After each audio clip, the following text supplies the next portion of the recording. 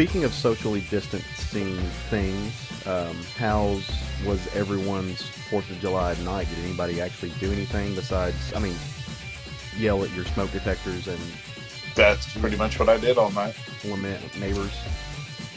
I watched, so HBO Max is, got a ton of DC stuff this month. Yeah. Mm-hmm. So I watched 2 different DC animated movies I hadn't seen before that were actually much better than I anticipated. I anticipated starting them and stopping them. But I watched the Justice League Dark. I've heard that's animated. really good. It was good. Actually, I heard that it wasn't. So I've heard it was really good. I expected to turn it off, but no, it was really good. It was, I really dug it. Really funny. Constantine was the main character. But anyway, that was really good. But then what I was even more surprised is how much I enjoyed the Suicide Squad Hell to Pay animated movie. Haven't heard anything about that one yet. That one was really good. Really funny. Hey, Caleb, Matt's turned into a Suicide Squad fan. I don't know if you know that or not. And Harley Quinn had very few lines in the movie. Yeah. She was used very well. So she had very few lines. Deadshot was the main character, but they had, Bronze Tiger, Deadshot, Harley Quinn, Copperhead, Captain Boomerang. Oh, who am I forgetting? Somebody else makes up the Suicide Squad. There's a lot of really funny lines in there. So first of all, this is an off the books mission. So Amanda Waller gives them an old beat up Winnebago to travel in, so they can travel incognito. Their first mission is in Branson, Missouri. They go to Branson, Missouri. That's hilarious. They go to a strip club because they're looking for this male stripper, and so Deadshot. I don't think whoever wrote that's ever been to Branson, Missouri. I thought as well. So they go to Deadshot, Bronze Tiger, and Harley Quinn are down in the crowd looking for this guy. And Captain Boomerang, Copperhead, and whoever else is in the surveillance room watching the cameras. So they're watching the male strippers, and Boomerang goes, "Oi, look at the marble! Look at the bag of marbles on that guy."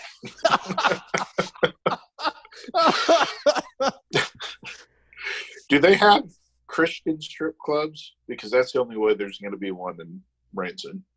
Yeah, I was sitting here thinking, I was like, there's a lot of Christians in them. I mean, there for sure.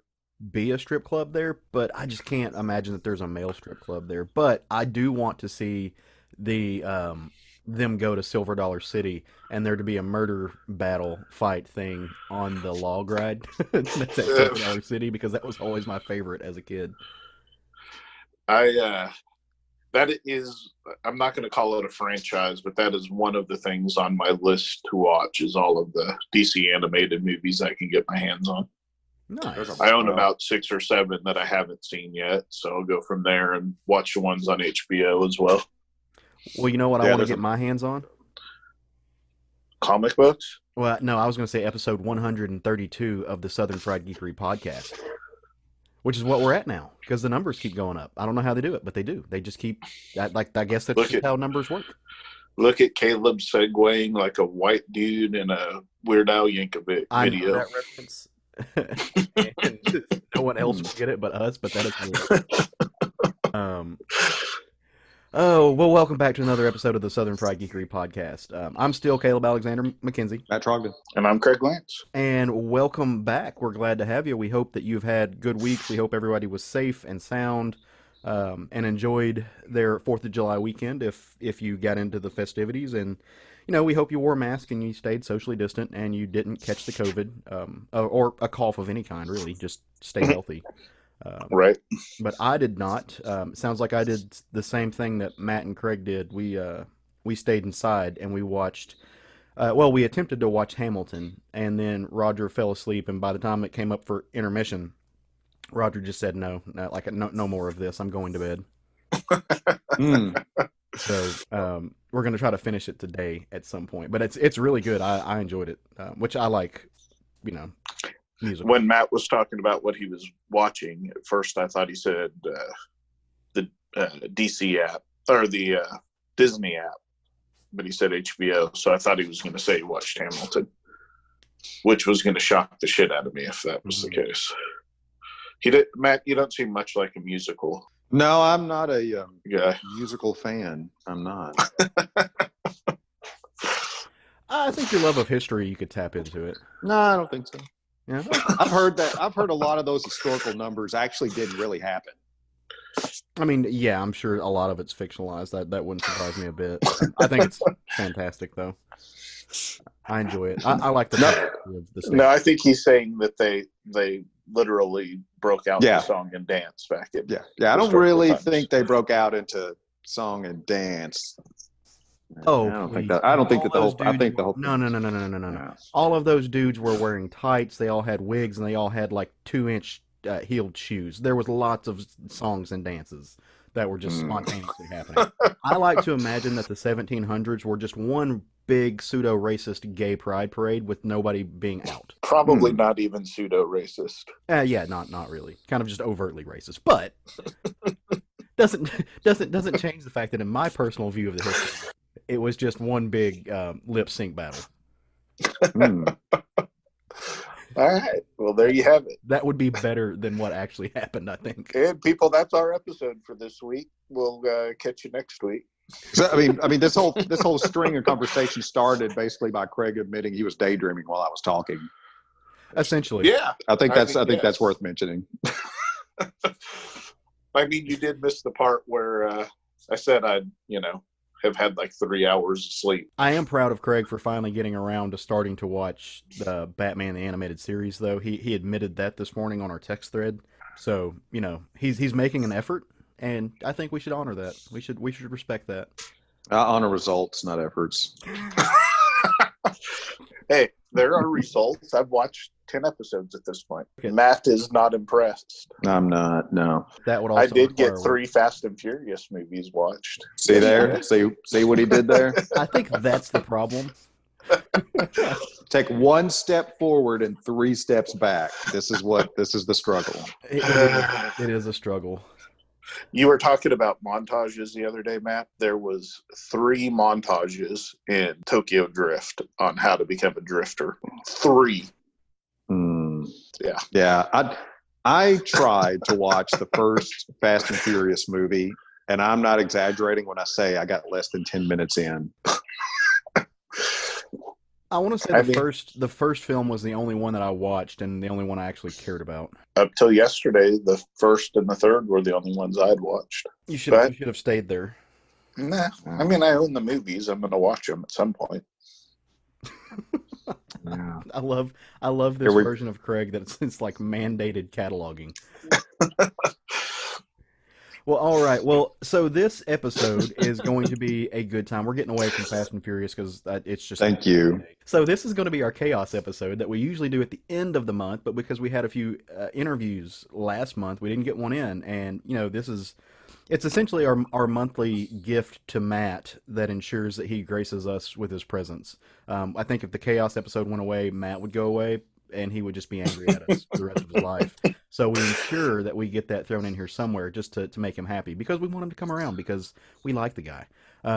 But it's also we're in the middle of the 7th month, right? And this has typically been the month where we would throw in what we would call our halftime special, so to speak, because the year is halfway over.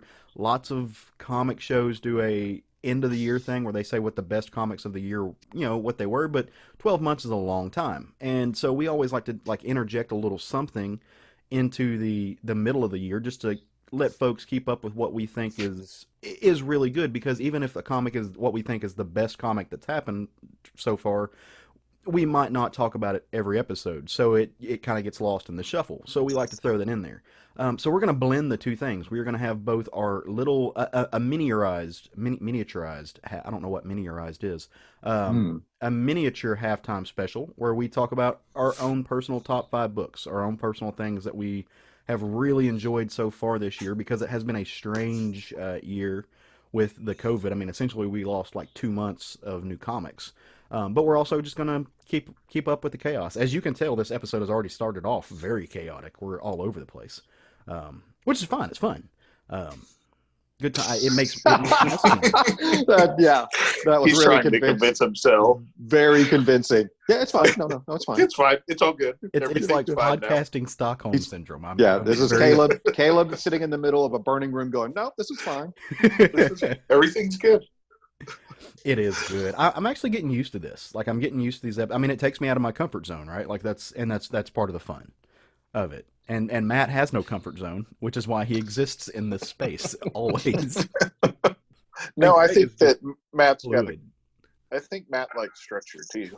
I might be wrong there, but I think Matt likes structure, and he enjoys doing these for the same reason that he wants you to enjoy them, to take him out of his comfort zone. If you don't have structure, you've got nothing to tear down. I'm gonna disagree with this. Matt doesn't like structure. I like structure. Matt likes control. I want things to all be in their same spot. Matt is a dominatrix. Matt doesn't mind if there's no structure or not. Matt will be the person telling you what's happening. So, Matt is the SFG gimp, essentially, is what I'm saying. No, the gimp's the submissive one, bro. Is he? I thought he was the one with the whip. Oh man, no. Okay, so SFG dominatrix. Right? I'm really surprised that. You know what? I think Caleb is playing right now. I think he totally knows what gimps are, and that was a curveball he just threw to try to convince everybody. Nah, I'm not buying it. Let me hang on. I got to go take the ball gag out. Uh, Where do we go from here? How do we? I don't know. Yeah, I don't know either. Anyway, you guys let us down this path. Hey, remember when Jerry was the power bottom? That was good times. Deep cuts in the SFG history. So, how do you guys want to do the top 5? How do we want to start? I don't know if you have numerated lists. I don't know if you want to go around. I think we each do like 5, 4, 3, 2, 1, and we just kind of round table them all. Yeah, I think we should go ahead and put. I'm good with that. Just pick your top 5 and go around one at a time. I've got more than 5, so I can remove some off of my list. But I think we should probably throw Immortal Hulk out first of all, because all 3 of us are going to pick that. Master Matt, does that please? What do you mean throw it out? Like put it out there as, hey, this is a recommendation for everybody from all 3 of us, because all 3 of us are going to pick that one. It will be, but I'm curious to know where it falls on your list. Oh, I don't have my list by priority. Okay. It would be number 1 on my list, though. All right, so okay, that's fine. So I will I think that's a good place to start. Yeah. Sorry, see, it's the chaos episode. You said one thing, and I did something completely different. while agreeing with me that should be the way we do it. Yes, I think we should do it that way, but also. But yes, but also we're going to do the first one first. All right, so Craig starts off with Immortal Hulk, and so Craig, since you're starting off with Immortal Hulk, why don't you just tap into that a little bit? Tell us about it. Oh, sure. You're going to put me on the spot? No, it's it's been absolutely a beautiful book from the beginning. It's written and drawn well. I'm not even sure what issue it's on right now. 30, I think, 28, something like that. I don't know. I didn't put it on my list because I didn't figure I was going to talk about it. 30, 28, 9B. Fuck, I don't know. It's on a number, and it's really fucking good. It's everything you ever wanted in a Hulk book. Agree or disagree? No, I agree completely. I've absolutely been adoring this book. It's so for me, there has been no bad arcs to this book. There's been some that were much better than others, but I think this book is the perfect storm. It is the absolute culmination of brilliant writing. It is what I love about it is it's not constrained and confined to. It is and it isn't. It's not. It's beholden to the legacy. Like it's beholden to continuity, but it still does its own thing. It takes continuity and it weaves it into a brand new story, so it doesn't feel like it's a slave to continuity. and that makes me very happy because it's moving forward a character that's, you know, as we get into these 80 years of these characters, you have to have something that pushes them into the next uh, into the future, into to more storytelling. And I think Al Ewing's doing a brilliant job with that. Also, like I you know, have a deep love for traditional inking, and this book is being traditionally inked by one of the best in the business. So yeah, everything about this book just wins for me, and it was on my list as well. Yeah, of course it was on mine. At least Yeah. you know, one of the things that I'll mention today that I was be a surprise to no one that's ever listened to the show before. But yeah, this to me, you know, of course, it's the story is incredible. But what I really appreciate about this series, on top of what you guys just said, is that he's not trying to reinvent anything or you know create a new legacy for the character. It just feels like he's doing a very smart, deep dive into the character itself. I agree. And it feels very, very loyal to the history of the character. And I really appreciate that. I'm pretty sure they're going to give it to Al Ewing. I mean, to Jason Aaron next. Jason Aaron's already had his Hulk run. I don't think he's. Yeah, but I think they're going to give it to him again. His Hulk was brilliant, though. I mean, I loved his Hulk run.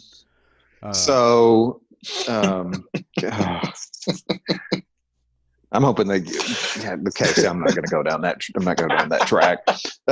So yeah, I don't know what else. The only other thing I could ask for in this is mostly more what I've been given already.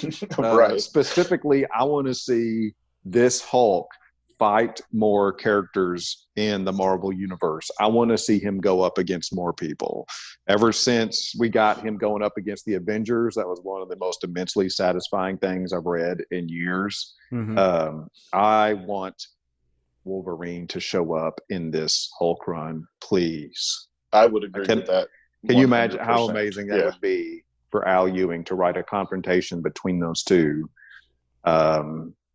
That is the only other thing I could ask for at this point. It'd be kind of great if he ended this run with Hulk, Wolverine, and Wendigo fighting. Wendigo fighting. Yeah. Yeah. Now, as you meant, like that's a good point or that's a good spot to point out. It is ending apparently at 50. Yeah. Just sadness. But I mean, you know, hopefully that's where he wanted to wrap it out, and he's being able to tell his story. What issue are we on? 19B or something? We're at 34. 34, okay. Oh, God. Matt, fix Craig. Oh, man. Craig is broken. I've got a full-time job. I can't. That's too much for me to take on. I mean, I don't have issue numbers for any of the books I picked, so you're just going to have to roll with it. That's fine. What's your... No, so now that we've got Immortal Hulk out of the way and Craig is satisfied. Now we'll do our 5. Does everybody have 5 beyond that? I do. Yes. I can come up with an extra one. I mean, I come up with the 5s. Top 5 means top 5 to me. So I did a top 5. Look, Matt, I agree, and that's why on my spreadsheet I had 5 locked in. But you asked for chaos, and Craig is bringing chaos. What's your next one, Craig? So start off with your number 5 now, I guess. Okay. Let's go with Birthright by Josh Williamson and Andrea Breeson by Image Comics.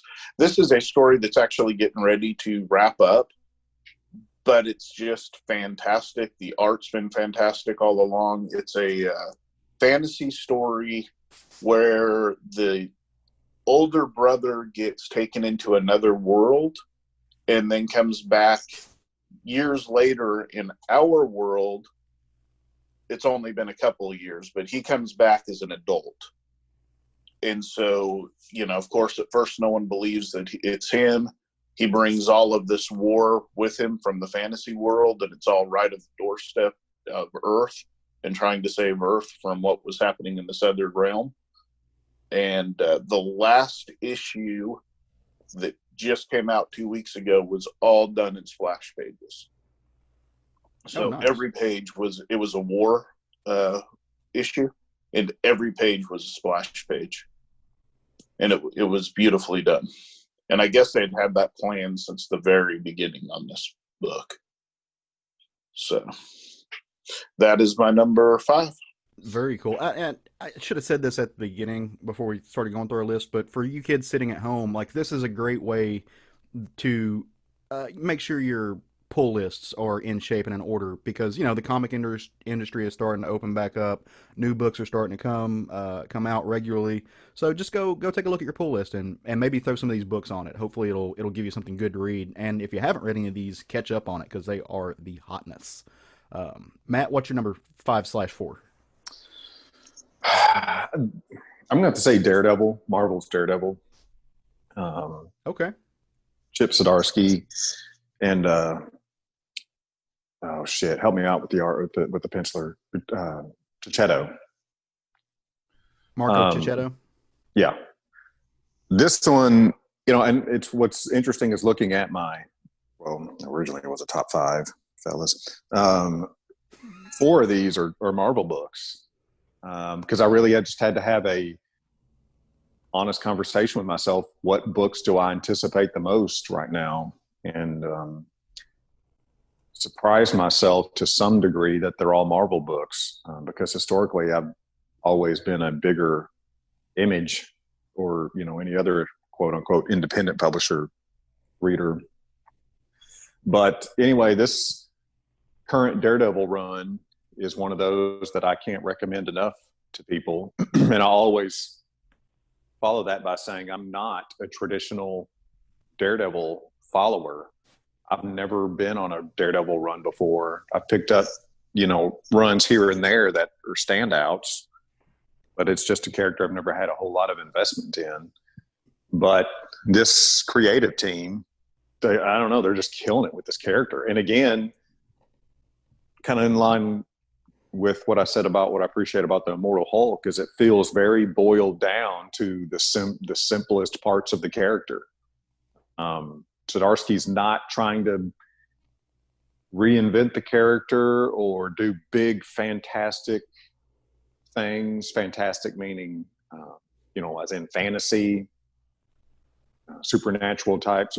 It's a very street level book about the concept of vigilantism and Matt Murdock's internal struggle with that, not to his external struggle with the police force. You know, what he's writing, the criminal element. Right. And his struggle with religion as well. And and you know, and of course that's thanks to Frank Miller. Yeah, that's a struggle. Right. That's not new. But he's not overdoing it. It's not a, you know, God this, Jesus this, save me. He's not overdoing it. It's just part of the internal struggle that Matt Murdock has playing this role in Hell's Kitchen. And it's, you know, again, I was telling someone the other day, this latest issue, Matt Murdock, you know, Daredevil had his confrontation with 3, you know, supervillains that showed up. And the way it was written and the way it was illustrated totally made Stilt Man look threatening. A character like Stilt, I mean, it's, you know, Stilt Man is, you know, right. even kind of, you know, kind of meta mentions that, you know, during the internal dialogue, Matt Murdock says, you know, Stilt Man is a joke, but he's a dangerous one.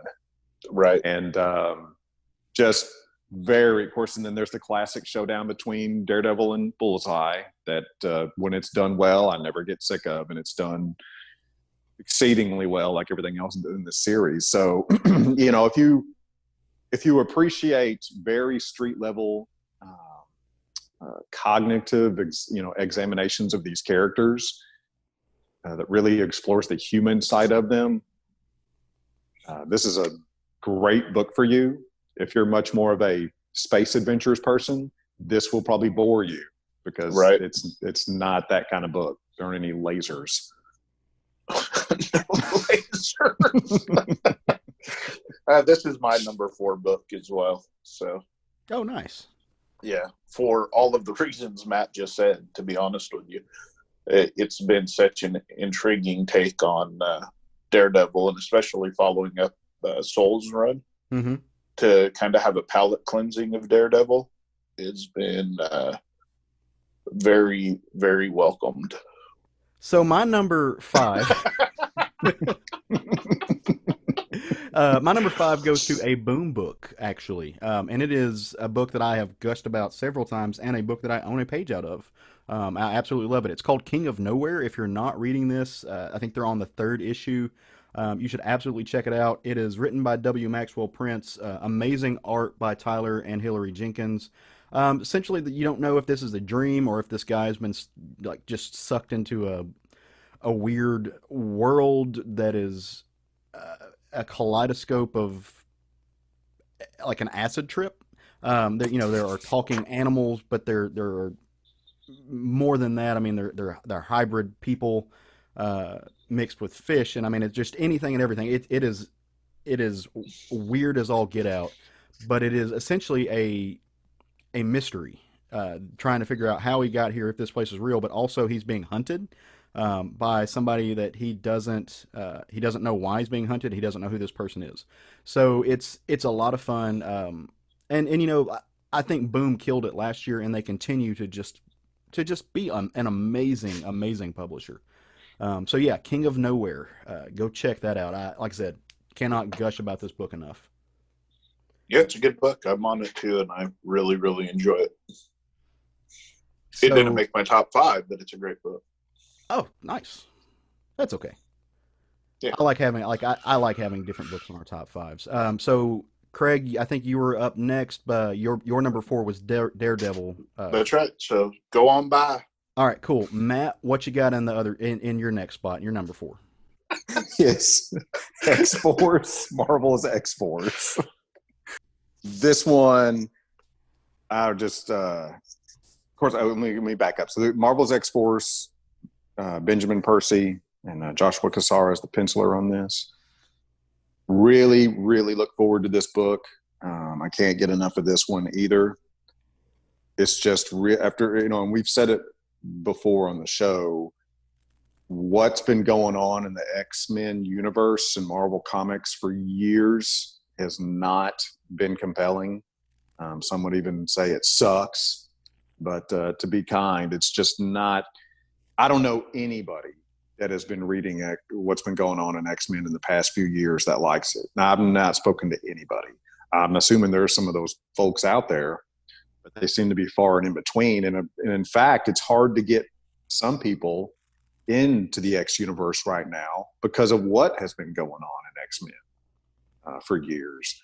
But if people will get into this book, this X-Force book, it's excellent. Benjamin Percy is a very dependable writer. Just about anything he writes, I appreciate. He's especially good at really understanding and characters and getting their voices right. Because some of the absolute best parts of the series is just the dialogue in between Wolverine and Kid Omega. That's right. And then, the interactions between the other characters are great as well. So, when some of you get the most fun out of a comic book story is dialogue between two characters, that takes a very talented writer to me. When the most exciting parts are not necessarily the fight scenes. No, for sure. And it's those character interactions that you get I love Kid Omega, and I could have never imagined a situation. I mean, I could have imagined it, but a situation where somebody like Kid Omega is partnered up with somebody like Logan, and that is a very hard scale to balance. And it's, from what you're saying, it's just been done incredibly well. Which, like you said, Ben Percy's just a fucking rock star. Yeah, it has been done well. It's my second favorite X book that's out right now. And I've always enjoyed the interaction between Wolverine and Kid Omega, going back to Wolverine and the X-Men. Mm-hmm. But Percy's doing it even better by far. It's just funny. I actually just got through reading another Ben Percy book that he's doing for the AWA Upshot. So, yeah, I'll talk I did about too. that. It was really good. Yeah, that was going to make it on my short stack next week. So, I think my next book on the list, I'm actually going to cheat this one a little bit. It is not a singular title, but I don't know if you call it a universe, but they're all connected, and it's the Black Hammer universe. Um, all from Dark Horse. I mean, so it's weird because they're all written to be read in a certain order, and they're all being Right. done by Jeff Lemire. So I kind of consider it all one book. Like I consider it kind of an ongoing that takes place in just different sections of a world, almost like oh, what was the series? It's similar to the Magnolia verse, that it Yeah, yeah, stops and continues on with the same story, but in a different time frame or whatever. right. Yeah, very similar. So, like I said, I can kind of consider it the same thing. So that's why I know I'm cheating a little bit, but I think it Nah, it's works. all good. We're Jeff going to give you shit Lemire, about it, but it's all good. Yeah. At this point, what's the difference? Right. Jeff Lemire is one of the standout people in comics. Like when I think of people who are writing the comics that are going to be spoken about in 50 or 60 years, even, like Jeff Lemire's name is just there. And what he's doing in Black Hammer, where he is writing a love letter to comics, like to the industry of comics throughout its history, um, while also creating new characters and sending them on new adventures and taking this almost golden age mentality and dipping it into the problems that we face in the world today, has just been awesome. And like doing different things with different artists to give it a different flair. But even some of the one shots, like the Cthulhuese one shot, was amazing. Um, so everything that he's doing in this world and in crafting this structured superhero adventure story is just mind blowing. Like I said, I can't recommend any of these books enough. So just anything with Black Hammer, you got to throw that on your pull list because it's going to be well worth the read. I second that. Well, what's next on your list, Craig? I'm going to go with the Batman, the current Batman run with Tinian in Gilliam March. Mm-hmm. It took a minute, maybe the first couple of issues, for it to find its feet in this arc, but once it did, it has been amazing. The art is blowing me away, and I hope that they're not going to do the same thing they did to King, which is swap out artist every other arc or every arc. And I hope they allow March to stay on this book for a while. But yeah, I'm really enjoying it. Yeah, I agree. He's doing an excellent job. Yeah, it's turned into I didn't realize it, but it's actually a Joker story. You thought it was kind of a combination of all of the different, well, not all of them, but the upper level of Batman's rogue gallery. But it turns out to be that it's actually a Joker story. Yeah, this one's kind of caught me off guard. I didn't expect, like, I expected good things out of Tinian just because I think he's a fantastic writer. But no, I agree with that. Yeah, it's taken me for a loop. And yeah, March is actually, I tend to think that March is the stronger of the creative force on the book because I just, like, I eat those pages up. It's been really, the art's been fantastic, especially the last two issues. Mm-hmm. It's really stood out for me. And, I think Tinian's been being groomed for quite some time to take over the main Batman title. He did Detective for a while, and he did the Batman Forever stuff. For sure. So, I think that they've been grooming him for a while to take on this role. Yeah, absolutely. Yeah. And he's one of Scott Snyder's students at one point. Man, there's a natural succession there. Yeah, but I tend to enjoy Tinian stuff better, in even going to his independent stuff, his creator-owned stuff. I tend to enjoy his stuff better than I enjoy Snyder's Oh no, all one hundred around. percent. I Yeah. don't actually think Snyder's a good writer, so that's just. And I realize that there's differing opinions on that. I don't like Snyder. I didn't care for much of Snyder's Batman. I don't like much of anything that Snyder does. I think he's overrated as hell. Um, but when I say that he was one of his students, I mean that literally. And so it's almost and for whatever reason, Snyder is still very much pulling the strings of the Batman side of DC, and he is that's why I'm agreeing with you. He was Tinian was a shoe in for this position Yeah. because he's been working his way up there this whole time. Right. I mean, this has been something coming for, I don't know, 5 years at this point. Mm-hmm. So, and give Tinian credit where it's due. He's doing it once he got there, at least through this first arc. Yeah, such a great he's a great writer, and again, I think it kind of what we've discussed on and off in this whole thing. He really does respect the history, but he doesn't let that respect kind of stifle his own voice, which I think a lot of writers do because they're like, oh, I'm going to write this type of Batman, and it has to be this way, and it has to be done with this type of narrative, and I don't get that from Tinian. I get he respects the character and he understands the character, and so he's going to use that in a really creative way to again push the narrative into a place that it might not have necessarily gone before. Well, along that same lines, you have Batman within this story arc has been both a detective and a fighter. He's had to be a detective to figure out what the hell's going on. And we don't get that a lot. We don't get a lot of that. We really don't. He's written more as a superhero anymore than he is as a detective. And you kind of lose the whole, other than occasionally somebody mentioning he's the world's greatest detective. Right. You don't really get that level of detective ability from him, other than Batman's Grave is the only thing I can think of right now. But Batman's Grave in this particular arc, you're actually seeing some of that. So the only issue I have with this arc up until this point is the fact that we haven't gotten nearly as much as of Bruce in his boxer briefs as we did with Tom's run, and I need more of that, please.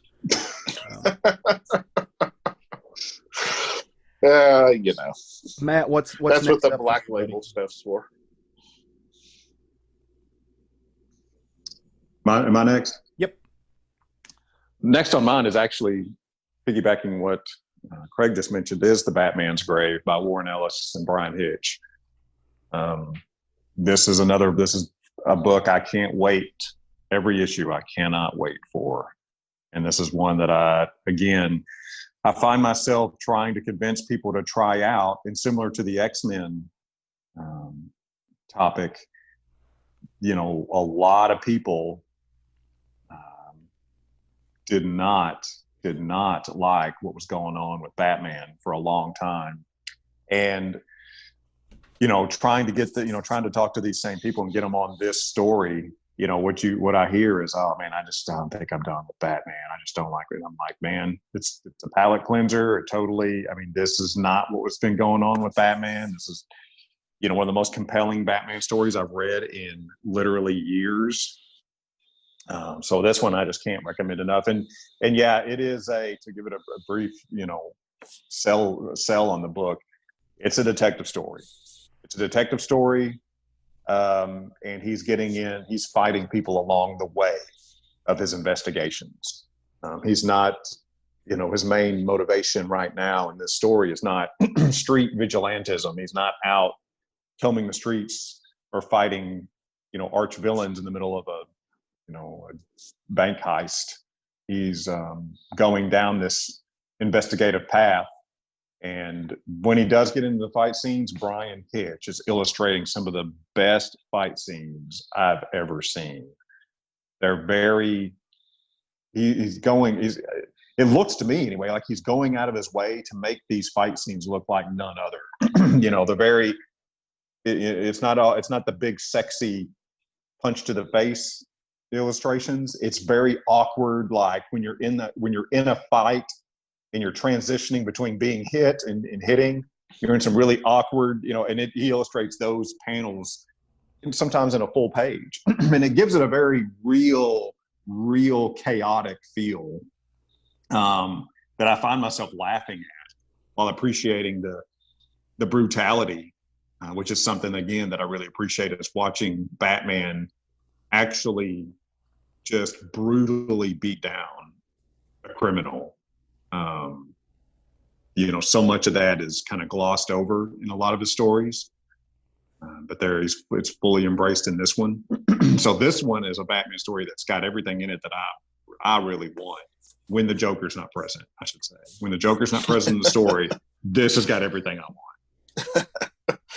Yeah, I'm one of those people that you talked into reading it. I had been buying it, and I read the first couple of issues, and I liked it, but I just kind of fell off of it, and you talked me into going back and reading it, and I did, and thank you for that, because it was a great recommendation.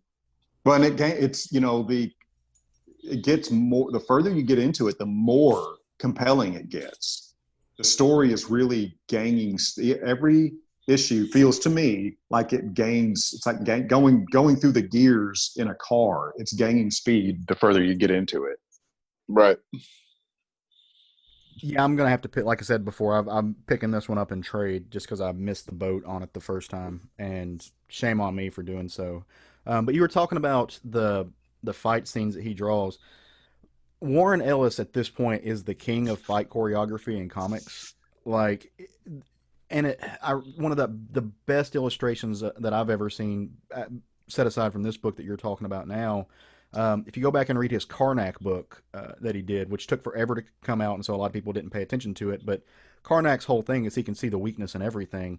Warren Ellis takes and does these fight scenes where he's pinpointing what he's going to do next, and he shows the mechanics of how to get there, and then that's just carried out through through many books that he's done. But yeah, like, no one else can, and it's got to be the way he's writing it. So I would love to see those scripts, but the way he writes a fight scene, there's something about it that just lets these artists tap into something to just deliver these, like you said, blow by, like the ugly side of a fight. It's really well done. Yeah, it really is. I just can't get enough of this book. Yeah, like I said, shame on me for missing the boat on this one. I got to go back and check it out.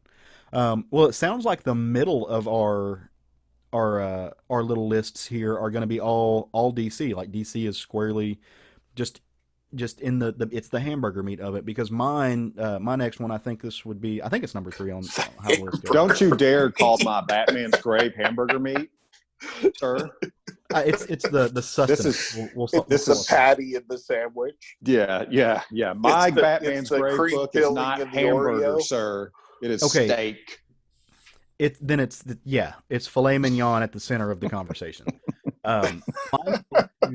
Mine goes to Strange Adventures. That's hamburger. Do what now? That's hamburger. Yeah, oh, you were no, right. You were talking about your own book. Okay, I understand. Tasteless, absolutely tasteless. No, mine goes to, like I said, Strange Adventures. I absolutely love this book. Adam Strange is not somebody that I have historically really tapped into a lot. I'm not going to say I wasn't a fan. It's just not somebody I know a whole lot about.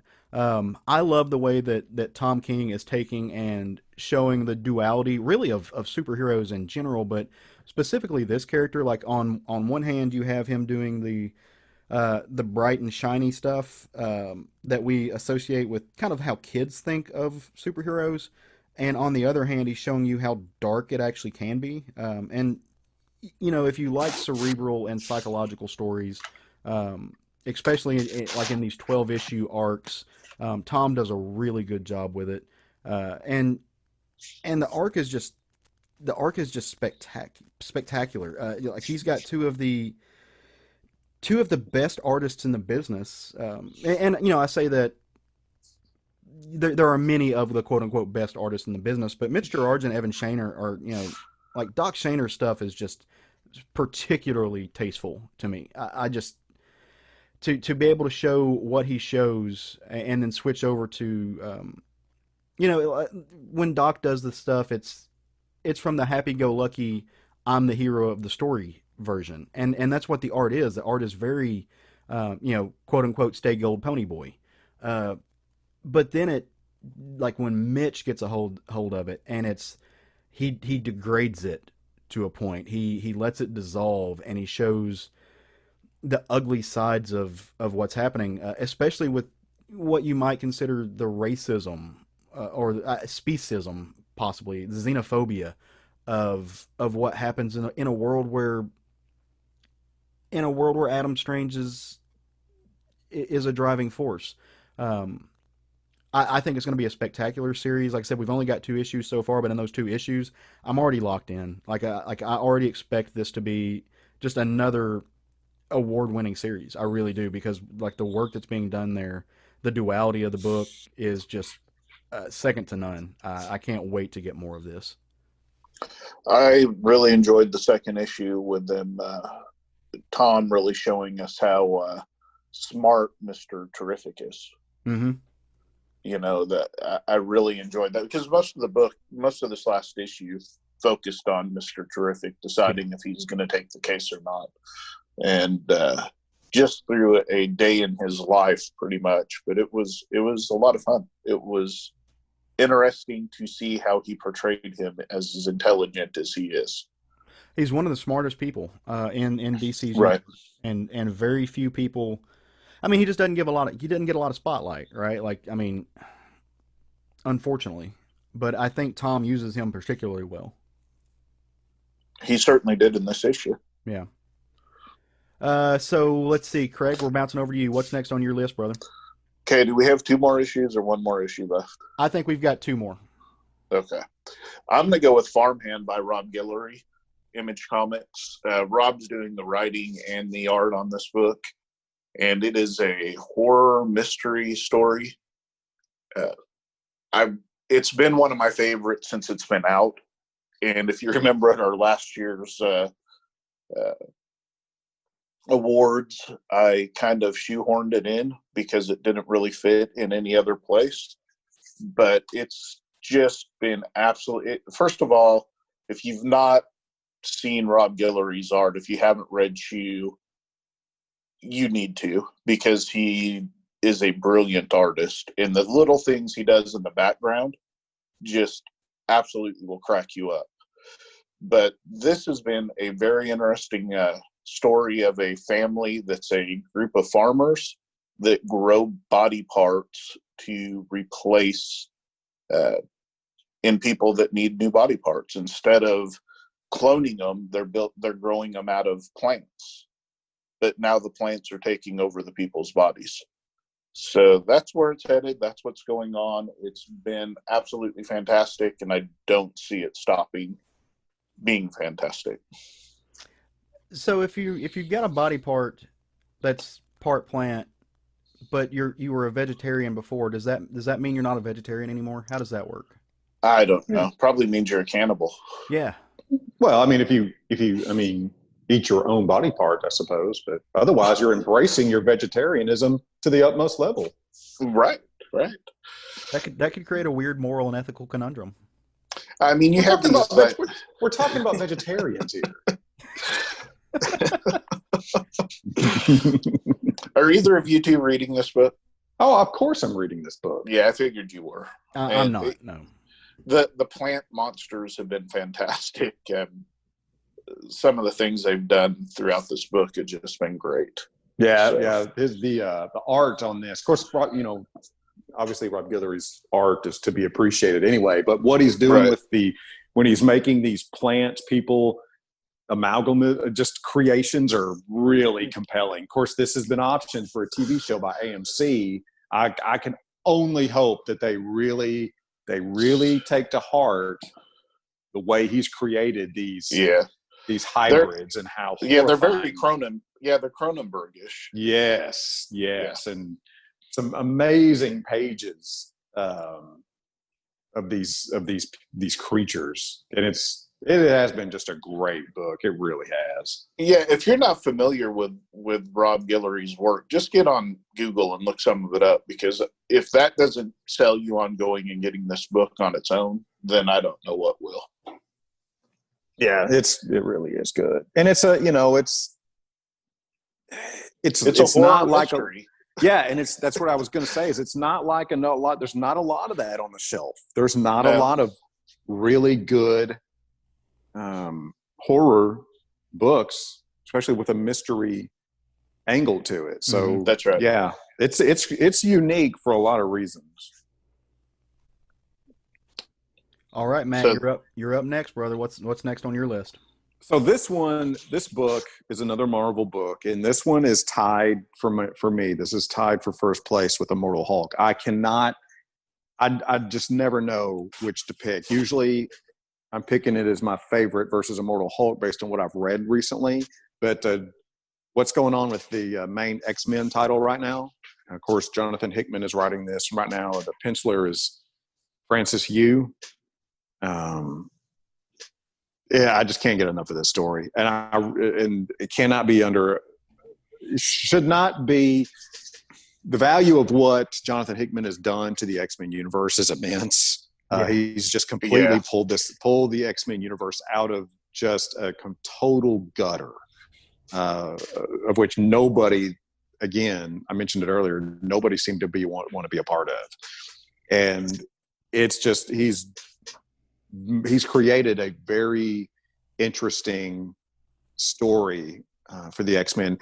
And again, this is a universe that is endlessly complicated, has gone down numerous roads that nobody can keep up with. The continuity of this universe is a complete mess. Mm-hmm. Right. And he created a way to, without discounting all of that, kind of starting fresh, I guess is the best way to put it. Embracing all that in continuity, but found a way to start fresh without discounting it all. And outside of that, it's just each issue is very, very compelling. I love what he's doing with the characters. Of course, the artists that they've had on each book have been top notch. So I don't know about you, Matt, but some of my favorite issues have been the ones that are seemingly standalone, that don't necessarily tie into the main story. They just kind of tell their own little story within that universe. But he's going to come back to it. Mm-hmm. Yeah. These standalones add to the overall picture of what's going on. That's right. They're little in-depth glimpses of what is part of the overall story. So it adds value to the overarching theme of the book. I agree. This is really the only X-Men title that I'm paying a whole lot of attention to. I mean, I'm picking up other ones here and there, and checking out different things. But as far as what Hickman's done for the X-Men corner of the Marvel I mean, really the Marvel universe, period. I don't think that there's too many people who have, at least in the last 30, maybe 40 years, who have had the effect on the Marvel universe that Jonathan Hickman has. I mean, everything from his Fantastic Four stuff to his Avengers stuff to now his X-Men stuff has just completely changed everything about the Marvel universe. I disagree with that. I think Mark Miller had a very dramatic impact on the Marvel universe. True. Yeah. True. Yeah. In the last, like I said, 30 years, him and Hickman. Like I said, I wasn't discounting anybody else. I was saying that there's not too many people. Certainly since 2010. Oh yeah, it's been Hickman. He's had his hand dipped into everything in the mechanics of the Marvel universe. But no, like I love the idea of making the X-Men kind of what they always should have been, which was sitting on the outside looking in and working as not necessarily a terrorist group, but a group please. Yeah, not at all like a terrorist group. Well, that's how I would say that. For a long time, they were. I mean, for a long time, they were. That's what everybody else considered them to be. They were this little group of people who would come in and fight for mutant rights against everything. I mean, they came to odds with other superheroes numerous times. Certainly the way they were written at the end of the last run, I agree with that, because they had their own. I love them. That's what I love about them. They're not meant to fit into the confines of what we consider regular society. And now they have their own nation, and so they're a nation state, and they can do that again. They can run up against government entities, the way that mutants are being policed in other countries and other spaces, and they can hit that head on. And I absolutely love that we're getting back to that. Well, what I'm really interested in the story is when it's actually going to turn into a superhero. story, because it's building towards that. I mean, I think we all know that certain people are going to go bad. Oh yeah, in this absolutely. little community, and we're going to have a breakout where you're going to have a superhero story that happens within this instead of all of the politics. Don't get me wrong, the politics have been great, but I think it's going to happen. I'd say maybe like to the way that we've been trained to read comic books. Yes, like that's absolutely the way that we think to go. But I could also, and I'm not saying it's going to happen, but I could also see Jonathan Hickman breaking the mold and not taking it there at least until he's done with it, and whoever else gets it next might do that. But I could see him being really creative and defying those expectations. I don't know that that's going to happen, but I could just Jonathan Hickman's brain works in weird ways. It does work in weird ways. This one coincidentally was my next book, so nice. Yeah. Well, my next book is Strange Academy, and again, this is another book that we only have 2 issues of, but I've got a lot of high hopes for. Mainly just because I love the weird and witchy world that they're building to, and this is Scotty Young and Humberto Ramos. So essentially, they're taking all the magic users in the Marvel universe, and they're doing kind of the Charles Xavier thing. So it's a good way to segue it. And they're making an academy, they're making a school with these young characters who are trying to learn how to use their magic. Like characters like Wiccan have been some of my favorite characters in the Marvel universe. Scarlet Witch is my girl. And so I love seeing characters like Dr. Voodoo, who is the school's quote unquote, I guess you'd say proprietor. He's kind of the person in charge of everything, the principal, if you will, taking these kids under his wings, these new characters who are kind of these preteen to teenage characters, and making them something new. I love when Marvel does this, when they invent and when they create new people for the comics of tomorrow. And especially when you've got a writer like Scotty Young who really does write these really fun, young, energetic, like Mad TV-esque adventure stories. Not Mad Magazine-esque adventure stories. Not too many people can do it like that, and it makes it fun. Like I read these issues and I just smile because you can't help to. The jokes are great. They kind of have what I call the Shrek effect. Like kids and adults can read the same joke and take away 2 different things, but it doesn't make it too quote unquote dirty for kids to read. You have to be it's like an inside joke for adults. And Humberto Ramos is, I mean, what do I need to say? He's fucking Humberto Ramos. The dude is a machine. He draws the world in a way that it is both fresh and beautiful. And his cartooning style is just, there's not a lot of clean edges. There's not a lot of 90 degrees in his world. Everything is kind of rounded, but it exudes energy. Like if somebody, to take the Kirby crackle, and drop it into this cartooning style, it works so well. Yeah, so if you're not on this book, you gotta sign up for it because it's everything you're gonna want from Middle West. It's very reminiscent of the tone and the energy of like I Hate Fairyland, and it's just all those books that Scotty has done before, again dropped into the Marvel universe. And I love it when they let Scotty play with characters like this. They did it with Rocket. It's good times. So definitely want to check this book out. Yeah, it's a book I did not get on, but I've heard nothing but good about it. So I'm gonna wag my finger at you.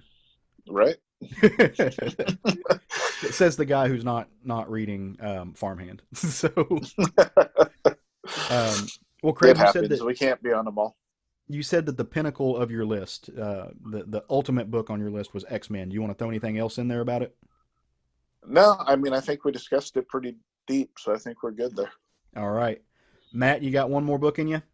Yeah, my wild card is from Image Comics, Criminal, by Ed Brubaker and Sean Phillips. This is a book that I also highly anticipate every single issue, and I've really, really appreciated this storyline. Everything, of course, every time these 2 guys get together, I pay very close attention to what they're doing. I can't think of a time when I haven't signed up for a book that they're on. So this particular, and this is a somewhat standout book on the rack today, because there's just not a whole hell of a lot of crime stories that are out there. Of course, it's difficult to write a compelling crime story because you've got to be good at really making the characters compelling, and not introducing the fantastic elements to it. So those are hard. They're hard to do, and that's why there's not many of them. But this one is done exceedingly well. This is one that I never, for some reason, did not get on. And I usually get on everything by Brubaker and Phillips. So I do have the first trade in my pile of stuff to get to. So, and mostly because of you pushing it. So hopefully I'll start getting caught up on all of the trades and be able to get on the monthly pool. You know, I got to say, I'm kind of really surprised that this ended up being your wild card, because I would have bet money that it was just like nailed into your top 5 somewhere, just because I hear, like, whenever we've spoken about it, the reverence that you have for this book. And it's like I have been reading it off and on. I've been trying to go back and catch up on a lot of the Brubaker Phillips stuff. Because no one else is doing this. Brubaker is absolutely the king of crime when it comes to comics. Like his plots are, you know, if you read a crime story or you're reading a crime novel or a crime comic, a lot of times it's tricky for the artist or the writer to stay, you know, 1 or 2 steps ahead of the reader, because they want to leave you clues to keep you dragging on, and sometimes the reader can catch on to those clues. Brubaker's 10 steps ahead of everybody all the time. And it's like, his plotting is just amazing to me. Well, you know, and in this, you know, Brubaker's not writing a crime mystery. That's not what he tends to do. These are just crime adventures, I guess is what you would call them. Because, you know, what the compelling part, at least for me anyway, is, you know, these people, these are train wrecks. These are not good people in his stories. You're not rooting for anybody, really. You're just like, this is going to, you know, these are professional career criminals. Shouldn't say professional. They're career criminals. They screw up a lot. They've been to prison. You know, they smack their kids. These are not good people. So whenever he puts them in these situations where they, you know, are trying to get their latest score, the compelling part for me is, okay, where is this going to go wrong? Something is not going to work, because, you know, these are not successful people. I mean, you know, so where's the bad going to happen?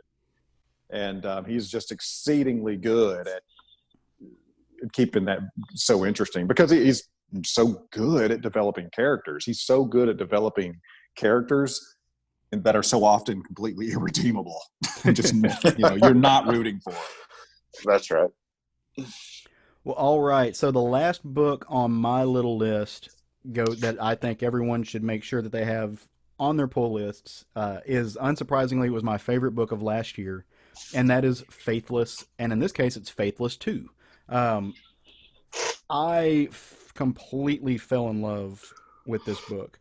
It's a story about art. It's a story about sex. It's a story about Satan. And I mean, it turns out to be all of those things. Brian Azzarello is stunning as a writer. He's another one of those people that, you know, a lot of he has historically been hit or miss for me, but everything I have read in the last couple of years has been completely hit. And especially with this book, I don't know where Maria Lovett came from, but all of a sudden she just stormed onto not only to the comic scene, but into the art scene specifically, and like everyone wants a piece of her art, and it is gorgeous. Like it is. I don't know. It's hard to really boil down to, because she, on some level, she kind of does this. I don't want to call it a Darwin Cook thing, but she's doing a lot with a little. But on the other hand, she takes like this Paul Pope energy and this. Yeah, I mean, Paul Pope's really the only kind of person I can tag into it off the top of my head, but it's a weird mix of Paul Pope and Darwin Cook, and drawn into a world where just she catches the characters in the middle of a movement, and so everything seems like it's just in action all the time, and it's sensuous without being pornographic, if that makes sense. For Especially in a sure. book, especially in a book like this, where sex plays such a big role, um, and some things where you would think that it is completely pornographic. She does it in a way that's somehow respectful, and finding a needle in a haystack is the only way I can put that. Is she finds the one way to make it respectful and make it sensual, as opposed to what other people would just make gratuitous and um, just smut. And she does it oh so well. Um, Yeah, there's nothing smutty about this book at no, but all. it is a little dirty, and I like Yeah. it. Did you read Heartbeat? I have, yeah. Yeah. Very much kind of the same vibe from her, but yeah. Uh-huh. Uh, yeah, I second your opinion of this book. She Absolutely love this book.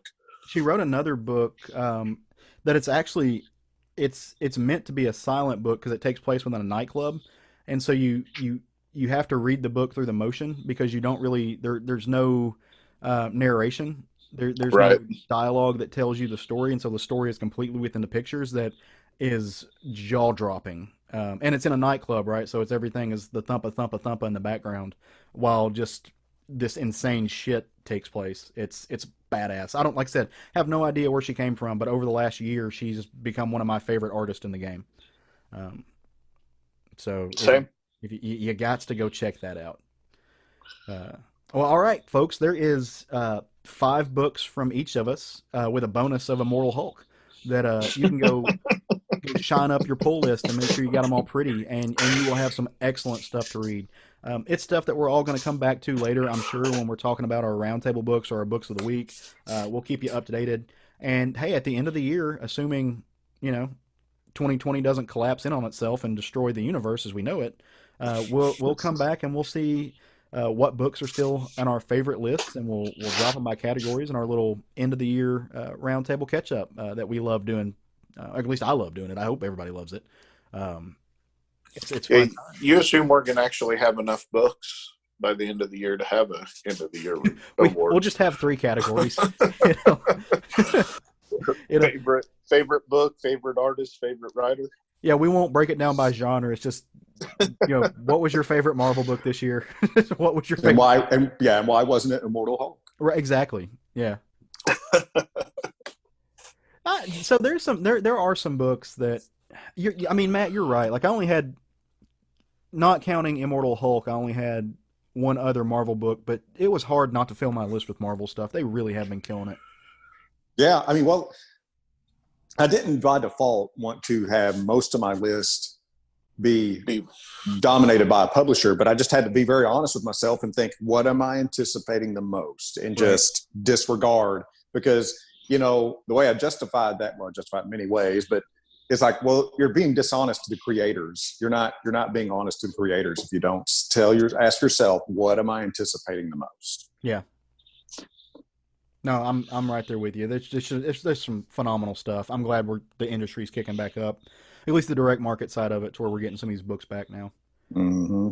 So, all right, well, Matt, you have a topic that you wanted to bring up for a kind of little chaotic little discussion. So why don't you introduce that topic and lead us down that little road, and we'll follow you.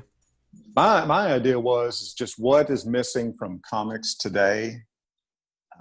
Whether it be the individual issues or the industry as altogether, that you wish was still around. And it can be, it can be anything. What about comics that you miss today that you had in the past? And the most common, what leads me down this kind of thinking, is when I'm going back and reading old issues, and I see things in these old issues that you don't see anymore. And most of what I'm talking about, and this is something I've just recently realized, is when I'm thinking about that and I'm noticing that, almost always I'm talking about a Marvel book. What Marvel was doing um, in their comics other people weren't doing in so many ways. So that's the kind of thing, I'd like to know which, if y'all, those differences that you notice when you read the old books, if those things if you notice that they're missing, don't care that they're missing. This was a little bit of a tough one for me because I honestly believe that what we're getting in comics right now is some of the best stuff that's ever been in comics. Mm-hmm. Yeah, that's true. But right off the bat, I'll say Thor's dignity. I miss that.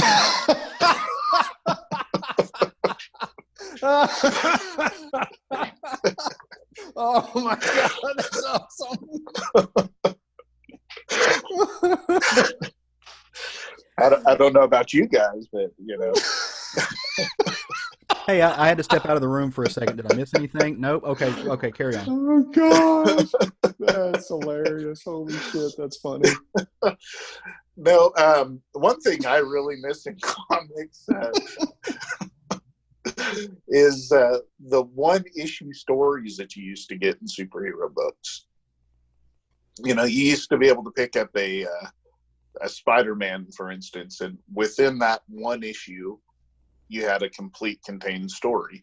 Now, I do love the story arcs they do today, and I'm not suggesting they go back to just that, but it'd be nice to have some more of those kinds of stories. And I know before somebody says, oh, you can get those in annuals.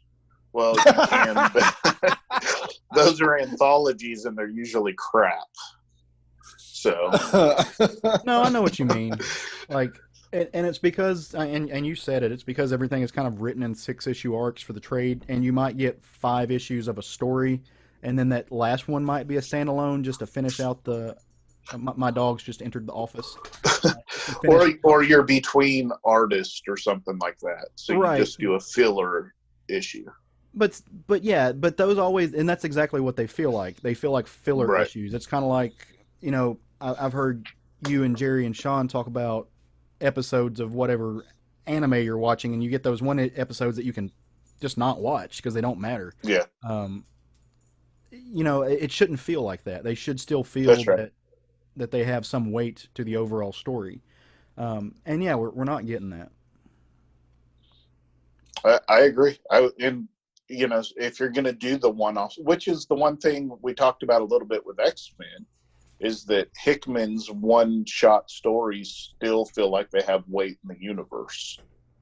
Yeah. And I wish when we had those, whether it's in an annual or whatever, that it felt like it made a difference to the overall story, even if it's just a one-issue story. Right. And you get a little bit of that in Black Hammer, too. Every once in a while he comes out with, and really you don't notice it as much because he does a lot of like 4-issue sets as well. Right. But, like you get the one shots like the Cthulhuese or every once in a while he'll drop a one shot that's a completely kind of bubbled story. I would love to see more of that in continuity. Yeah, that's what I was going to say. If you go to DC or to Marvel, when they do a one shot, it generally either doesn't feel like it affects the universe or it's not part of the universe. Right. Or it just doesn't feel like it is, even if it is. So one of the things that I miss, and I don't know that missing it is the quote unquote right word, because you still get it occasionally. Like I still notice it in some books, but because it's so rare, I actually notice it now and I appreciate it more. But that's the editor's notes, the editorializing. Yeah, that gets done in, like, because it, especially in Marvel and in DC, when something happens and it can just be one line and it gives them a box below. It's like, hey, go see Spider-Man 1 whatever, or just go check out this other ongoing book that's written over here. Like it makes it feel like it is part of a whole universe. Like that each book has an effect on the others. And I miss that because to me it speaks to the fact that the editors and the writers are no longer talking to each other outside of a summit once a year. Or they put everything up on a board and they say, hey, this is what this is going to look like, but we don't know when it's going to come out, but try to map your stories around the fact that these things are going to happen. And they largely center around the events, I would love to see that go away. I would love for it just to be for people to communicate, for people in these offices, be it the X-Men office or the Batman office or the Avengers office or the Justice League office, to talk to the writers who are doing stuff all around, so that you make sure that people know, like, these things are happening in other books. Like, this world is bigger than what's in the 28 to 32 pages that you're reading, That's and we right. do have it together enough that we can tell you that.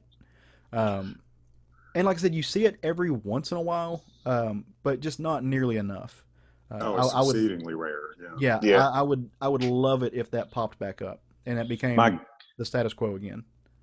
yeah. You know, and I've noticed that as well, and I do miss that as well, because you used to see that in any given issue you picked up. You'd see those, Yep. see last issue Bob, or see issue 237, you know, Yeah. Ed, or Well, whoever it the tells you editor where. is. Well, and it tells you where it ties into what's going on in the rest of the universe, because some of this stuff doesn't happen in the same time frame. Yeah. Is Well, what and may be happening in their individual book. What's happening in Avengers may be a different time frame. Right. yeah, and I'm sure I'm not alone in, when I was a kid, I would go try to find those other issues. If it was, you know, a compelling enough story, and then it had the editor's notes where it's see last issue or see issue whatever, I would go try to find that issue. It would actually Absolutely. drive me to buy more books. And I Right. really don't understand why they took it away. I don't get it. I don't understand why that particular thing went away, when it doesn't seem to, it only serves the purpose of the story and That's the right. business. It enhances the story for damn sure. Yeah, it's really strange to me And their why that went away. universe. Yeah. My God, can you imagine how many of those would be in any given Hickman book? They'd have to just make a code and then a legend in the back page, because they don't, otherwise they'd fill up the page with references and see back matter type stuff. Well, one of the things that I loved, and it's not in a Hickman book, but it was in the Scioli Fantastic Four book, and also the X-Men book that Ed Piskor did. That they actually, in the back matter, they did that. They listed, like, issue by issue where everything that they were dealing with came from, and it was not necessarily as important in the Piskor book as much as Piskor was just writing like an encyclopedic catalog of basically X-Men through the 60s to the 80s. But Piskor actually took some, like, artistic license. He created some things in his book, but he linked them to other events. And so, not Piskor, Scioli, in the Fantastic Four book. And that was what was really cool with his, because this, like, he was writing things that were kind of new, but he was giving you spaces to go back and look. And if you look at the back matter of that Fantastic Four book that he did, it's just full of neat things, and neat places to go look that inspired him in the work that he did. And I think that maybe kind of is an indication of why it's not being done now, because I think you have I think you have writers who, even the ones that are producing good books, I don't think a lot of them go back because they're just so busy writing other stuff, and they're so busy creating and doing other things. They don't go back and read a lot of the old books. They don't go back and read a lot of the back matters to really find out the work that came before them. They just kind of get maybe a bullet list and a skeleton of what's happened with that character in history, and they go off that. But you can really tell. And Zdarsky did this in his what was it, the Marvel 2-in-1 thing book. He did that where he would leave those little notes, and you could tell he had went back and read it. Um, when Bendis took over Superman, he posted a giant, like a 6 foot tall stack of omnibus stuff of Superman's world, and he read it all before he started writing. Now, I haven't been reading that book, but several people have liked it, several people have disliked it, so I can't speak to it. But you could at least tell that he went back and did his homework, and I miss seeing that in my comics. I miss seeing where people go back and do their homework. Well, and I'm 100% convinced all this stuff that I'm talking about as far as what's missing in the Marvel books is because Stan Lee. I think Stan Lee was driving all this stuff. Yeah. And one of the big things that I always read as a kid were the the bullpen Mm-hmm. pages. Right. I remember the bullpen pages. I loved reading the bullpen pages, because it felt like you were getting a behind the scenes glimpse of how these books are created and what the people that are involved are like. They do one full or half a bullpen page, where the whatever editor of the book, here's 5 questions. So it gives the editors personality. Yeah. And you really, so when you see their names on books, you reference their interests in the way they answered these questions to them working on the book, and it gave them some actual gravity. Today, I can't tell you an editor's name that's actually working or why I should carries on a book. In the past, if you'd have told me that, oh God, I just spaced on his name, the editor-in-chief, Jim Shooter. In the past, if you told me if Jim Shooter's editing a book, that's going to cause me to feel a certain way.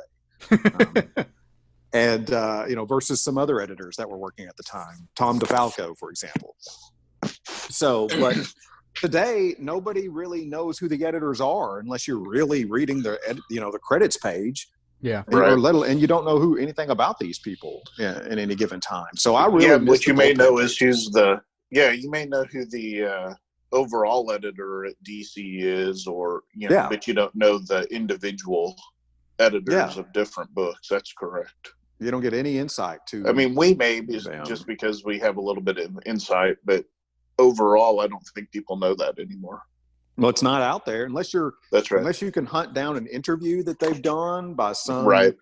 It's not. But it used to be literally in every issue. Mm-hmm. Specifically Marvel, the bullpen. It was some kind of insight to the artists, the writers, the editors, something that's going on behind the scene. A lot of times, I mean, in as silly as a lot of it was, just silly questions like "What are you doing for your Christmas holiday?" type stuff. You still got insight that gave personality to the people that were working on the book, and it just made the whole thing feel a lot different than any other comic book that you picked up.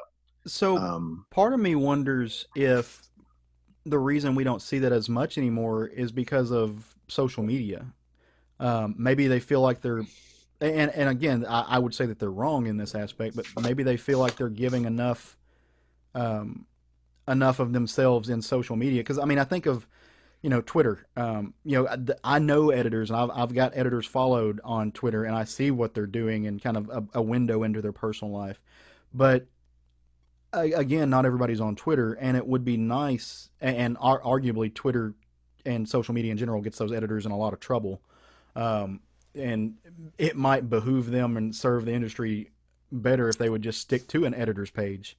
But I don't know. So I just that's just part of why I think that might be, is because Jordan D. White, he was editor of X-Men. And full disclosure, I know him.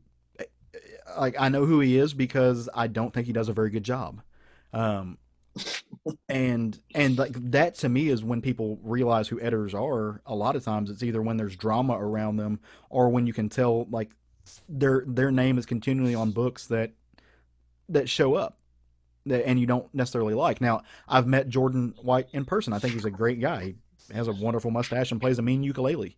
But I just don't like necessarily what he did with the X-Men world, which speaks back to what we were talking about earlier.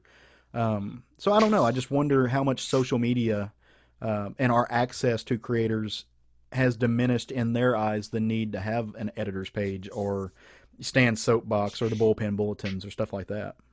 I don't think it's that intentional. I think that Stan Lee was driving all that. And when Stan Lee went away, nobody picked up that baton and carried it. Well, they may look at it as an extra page they have to print and put in a book. Yeah, that's what I'm saying. And every page costs money. Stan Lee saw the value in that. Right. And nobody else does. They're just like, that was just something that Stan did. Well, and there again, a whole other topic is people not really understanding what Stan Lee did for the industry. Right. Right. And he saw things, he saw the value in things that a lot of people didn't see.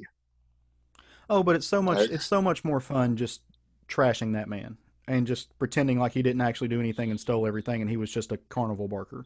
It's so much more fun doing that, especially now that he's dead. That's me being very sarcastic. Like nothing pisses me off more than when somebody diminishes Stan Lee's impact and value on the industry because of a bullshit book that came out 20 years ago. Oh, he was a carnival barker, but who says carnival barkers are bad things? Yeah, well, I mean, come on. I mean, I feel it. You know what I mean. They try to take away the fact that he had any like. Look, Jack Kirby and Steve Ditko are amazing people, and they did a lot of the heavy lifting on some of the early works. But that that doesn't mean that those ideas didn't also come from Stan, and it doesn't mean that he didn't create.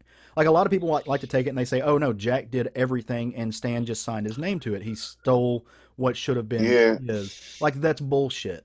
Like this isn't a Bill Finger situation, right? And like and so nothing aggravates me more than when people try to diminish his impact on that, or they try to say that was all he was. And again, I'm not saying like there's nothing against people who, the Billy Mays of the world, people who are quote unquote carnival barkers, but that's not all he was. He was actually a driving creative force. He did actually bring some of this stuff to life, and it may not have been the visage of it, and other people may have filled out the details, but what he put out there is the skeleton that at least the Marvel universe is built on. Other people filled it out with the different analogies of muscles and tendons and the brains and this, that, and the other, but you don't have that without Stan Lee. Well, and I would even go further and go back to what Matt was saying and the things behind the scenes that were in books because Stan was the driving force behind them. Right. Yeah. That you don't. Yeah. They weren't in DC books. That's right. No, for sure. A little bit outside of what we're talking about, I think it's kind of taken it in a different direction. A lot of stuff that we've been talking about is missing is like internal to the books. I miss when comics had at least a placeholder in the broader pop culture of at least American pop culture. And I think superheroes still have that, but comic books don't. And part of that is because of the success of the superhero movie and the shared universes in film. Not completely because of that, but just in part. But I remember when, and this gets back into the distribution of comics, but comics were literally everywhere. Like you couldn't go into a dollar store without seeing a comic book. Couldn't go into a pharmacy or a grocery store without seeing a comic book. They would have comic books in the mall and stores that had nothing to do with books. They would just have them there. I miss that. I miss that footprint that comic books, and again, it's separating comic books from superhero stuff. But I miss that footprint in the broader zeitgeist of American pop culture. And I don't know how to get back there, and I don't know that we ever will, because I think different mediums have emerged that have taken the attention span of people that they have. They point them in another direction, and I don't necessarily think that that's a bad thing. It just takes away the attention from the thing that I love, if that makes sense. But yeah, I wish externally, I wish that was there because it would be nice. No, I think it certainly pulls from children having access to comic books. Right. Yeah, of course it does. Yeah, no, I've spoken on that many times, and I guess you could just call it the footprint. I wish that the actual comic book itself had a bigger footprint in the market instead of being basically hidden away. You have to go hunt for it and know exactly where to, not only know where to find it, but know that it is there. As we've discussed before, there's a lot of people walking around don't even realize comic books are still being printed. That's right. But yeah, that's a big thing that's missing in the world today that I wish wasn't. Yeah, I agree. That's a big one. I didn't even think about it, but that is absolutely one that should have been on my list as well, because it's huge to the industry. It's huge to what we do, and it's huge to the hobby we love. Well, and what got me thinking about it was when Matt first texted us this idea. It was like, hey, what if we talked about this? I made a joke in the text thread. I was just like, oh, readers, LOL. But then I started thinking about it. I'm like, no, that is what I miss. That is what's missing from comics is readers. Why is that? Well, because they're hard to find, and because people who would generally have gone to comic books for things like their superhero fix, or like seeing these things that are science fiction and larger than life in a place that they couldn't get on film before. They're getting that from film now. They're getting that on their television now. They have access to it easier now, almost instantaneously. And the science of pop fiction, the science of science fiction and superhero and these superhuman aspects in film has now caught up and arguably, and I want to emphasize arguably on this, surpassed the comic book. Whereas in before, you couldn't show these things in film because the technology was not to produce it or to reproduce it was not there. That's true. Go back and watch the early attempts, and it's painfully clear. The special effects and the digital science was not there. Where now you can get that. Now, like beforehand, you could show something in print in a comic that you could never reproduce on film, and now we've surpassed that. Now you can absolutely do that. There's nothing that can be drawn on a comic book that can't be drawn digitally and used as a special effect. And I think that was one of the things that when Deadpool came out, the first Deadpool movie, I was more excited about Colossus being in that movie than I was about Deadpool by a long stretch, because me and my friends would have conversations when we were kids. If they were to make an X-Men movie, which characters could they definitely not have in the movie because you can't reproduce it on film? Colossus was always one of the first that everybody would mention. Right. Well, they could never do that. Wolverine, you'd be like, well, maybe. I mean, they could do like the fake prosthetics, they could maybe do that. That was a big maybe. But we always had those discussions. So when I saw the clip that Colossus was in Deadpool, I'm like, Dead who? What's the pool? I'm going to go watch the Colossus movie. Yeah. And so that was my favorite part of the movie. On that topic, Marrow is somebody that I want to see, and it's somebody I've never thought I'd be able to see. Little side character, a lot of people don't pay attention to her, but the fact that she's got actual bones growing out of her that she can pull out and use as swords is rad. And, I would have never thought we'd be able to see that in a way that wasn't hokey, but now I think it could be done really well. Yeah. Well, I think it part really of it is goes, incredible. Like you said, how society has changed. Because if you think about it, when comics got their start, specifically in the 40s and 50s, kids were reading comics in their room at night because you didn't have a TV in every bedroom. Right. If you even had a TV, you maybe had one radio in the living room that everybody listened to.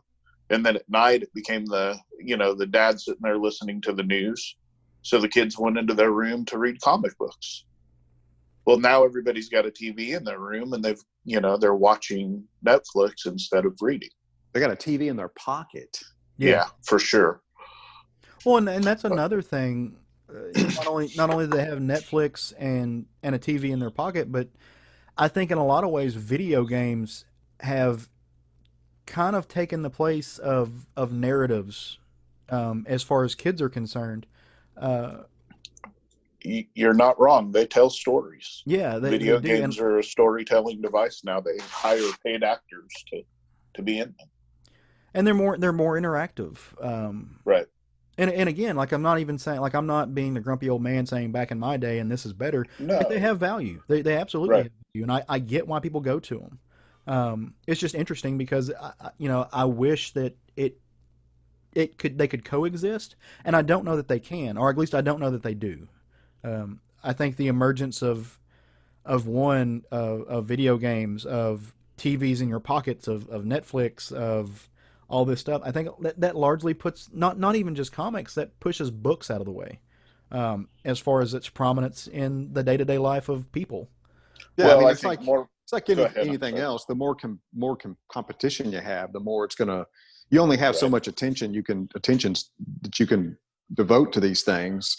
But that being said, there's no doubt that if we'll use the grocery store for an example. Comic books were in grocery stores, and that a mother could randomly pick out one or two and bring home to their kids. There's no doubt that occurring every day wouldn't spark interest in a certain number of kids that would turn into long-term fans. There's no doubt that would happen, regardless of how many video games or television shows they have. That's right. There's some that's going to get their hooks in them. You get 20 or 30 comics throughout your life as a kid, especially in the formative years. You're going to be a fan when you're an adult and you can go buy them yourself. Yeah. Well, and think about things like action figures. Kids see these movies, they want stuff that relates to those movies or those shows.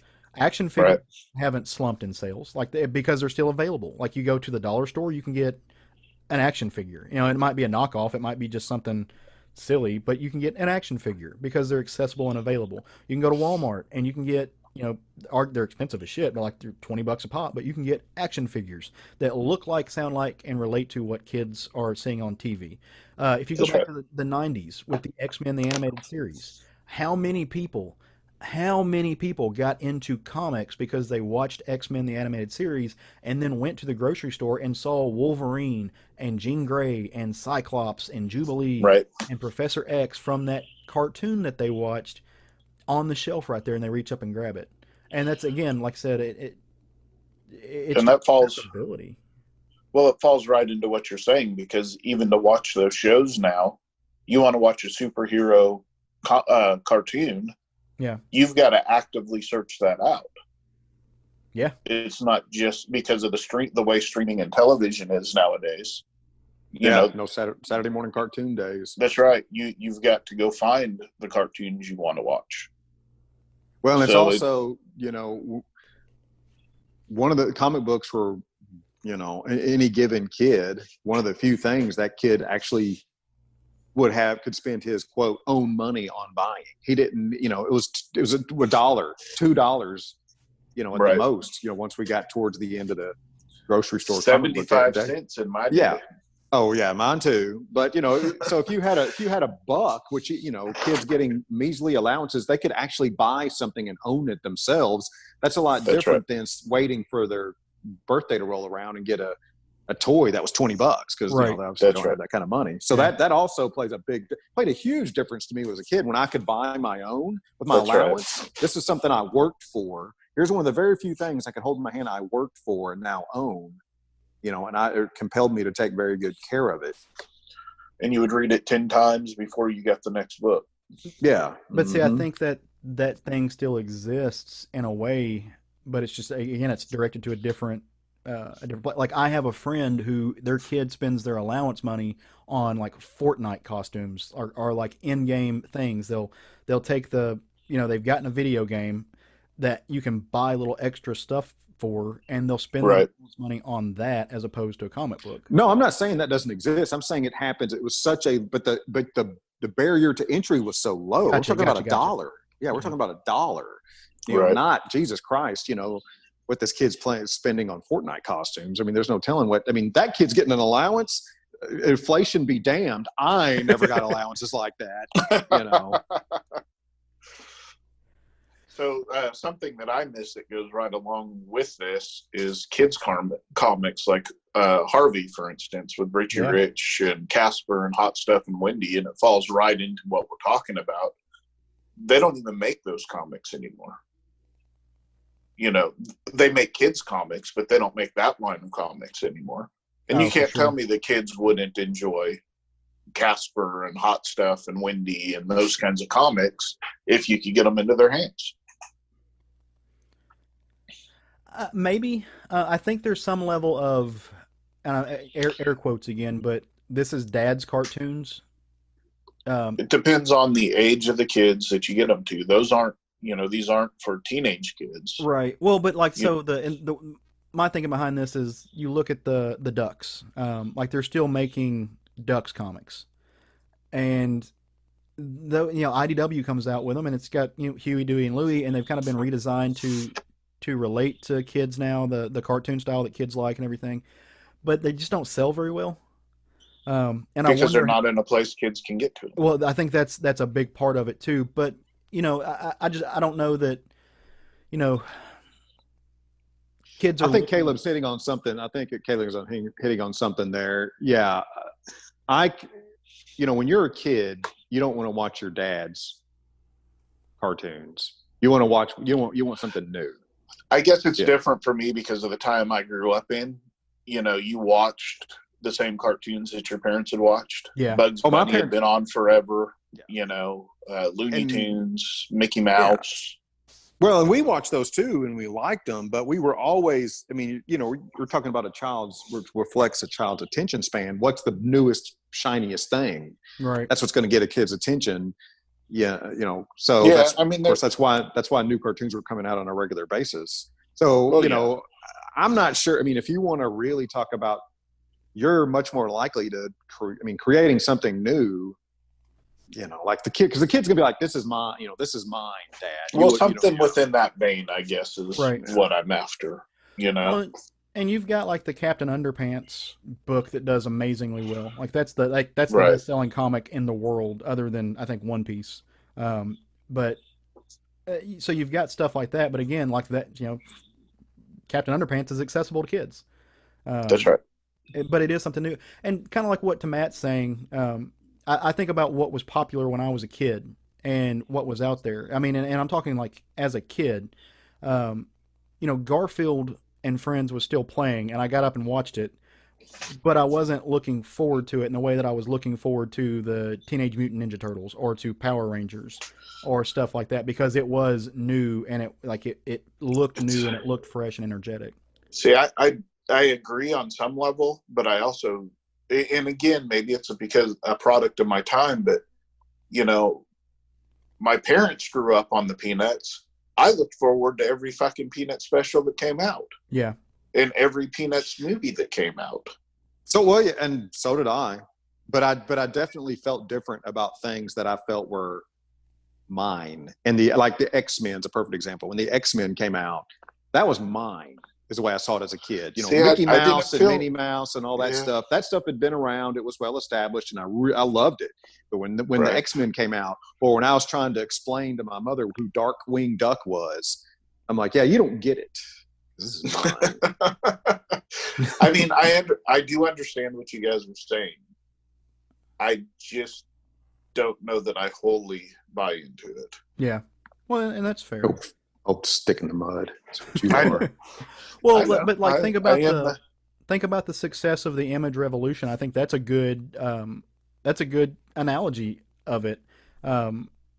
Spider-Man still existed, all the superheroes that from DC and Marvel still existed, but people were selling 1 million copies of Spawn like 6 million copies of Spawn #1, and they went to this thing that it felt edgier and it was newer, and it was by the people who created the books that they loved somewhere else, but it was them putting their own stamp on it. And I think Matt has spoken to this several times, Image was his books, and I think that's exactly it. Kids want ownership of something, and we see that today with in the anime community, with kids who love anime, especially American kids, because it's not even big in American pop culture. At least it didn't used to be. So it was something that was theirs. It was something that said something about them, quote unquote. They could attach. I'm still going to stand by that. The classics done well are still going to sell. There's a reason why Batman's still one of the top selling comics. There's a reason why Spider-Man's still one of the top selling comics. Because adults buy them. To an extent, but when you were a kid, did you buy X-Men because you were an adult buying it, or did you buy it because it was good? If you're talking about what's selling today, and you're going to talk about comics, dude, you're talking about adults buying them. That's the whole topic, is kids aren't buying comics. I'm saying that kids don't change, though. When you were a kid, you were buying stuff that was theoretically could have been your parents' comic books. I wasn't. You were buying X-Men, were you not? X-Men. My parents weren't X-Men, dude. My parents are old, man. X-Men was fresh when I was a kid. It was not. Spider-Man. If I'd have been buying Tarzan, they were too. When that stuff came out, they weren't reading that. If I wanted to buy my parents' comic books, I'd have been buying Tarzan and the Lone Ranger. And I very much wasn't interested in those things because I saw those as old school and old-fashioned. Yeah, okay. We'll just agree to disagree. I think that classics done well will still sell. I think you have to rebrand them at some point, and I think that's the middle ground. Is I do think they could be done well. I just think they have to go through a rebranding, because again, to your point, Craig, the Batman that you and I fell in love with wasn't necessarily the Batman that was the Batman of the 40s or the 50s even. He went through a rebranding. Has gone through several rebrandings. Spider-Man the same way, and you can take these classic things. You can take Peanuts, and I would punch somebody if they actually did this, because Charles Schultz is a god and is not to be touched. But you could rebrand Peanuts to a modern audience, and I think it would absolutely. I think it would sell very well, but I also don't think that people are inclined to do that, because you have to end up paying royalties to somebody if it's not in the public domain.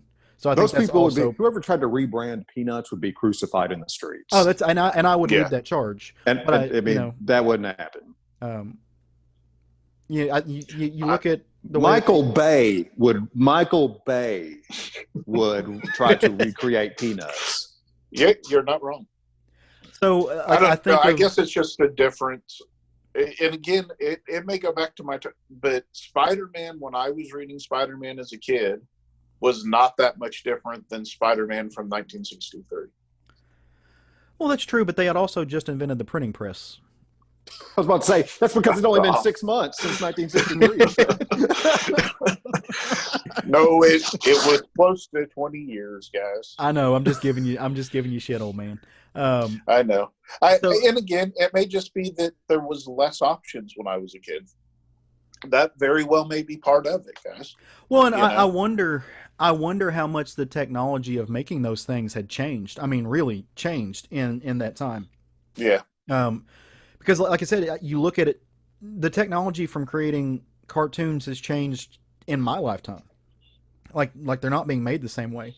But I wonder how much between the late 40s, early 50s, and through the 70s. I don't really know that they had changed. Probably not much. Yeah, I don't think they had changed that much, and so that might be why, is because you look at those things and it like even the new stuff still looks similar. It may be of a different design, and the aesthetics may be different, but the way it's being delivered maybe had not changed. And I don't know that for a fact. I'm emphasizing the maybe. I guess the closest thing I could say to something of that nature for me would have been like the Hanna-Barbera stuff. Right. Where it was kind of its own new line and own products. Right.